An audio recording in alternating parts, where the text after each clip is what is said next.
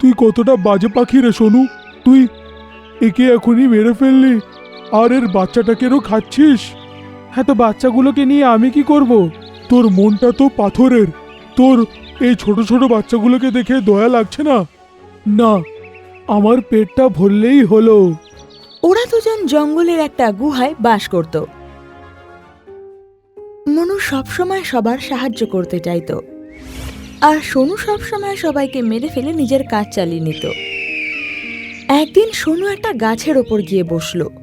তখনই ওই গাছের থেকে আওয়াজ এলো, বাঁচাও, বাঁচাও। তোমার কি হয়েছে? কাঁদছো কেন? ওই যে সামনে তুমি একটা গাছ দেখতে পাচ্ছ, ওটা আমারই একটা শাখা। ওতে কেউ তীর মেরে দিয়েছে, ওর খুব ব্যথা করছে। তুমি তীরটাকে বার করে দাও। আমি তোমার সাহায্য করব কেন? আমি তোমার সাহায্য করব না। বার করে দাও ইগল বাবা, আমি তোমার এর জন্যে খুব ঋণী হয়ে থাকবো। তুমি অন্য সময় আমার সাহায্য নিয়ে নিও। সোনু ঈগল কিছু না বলেই ওখান থেকে উড়ে চলে গেল।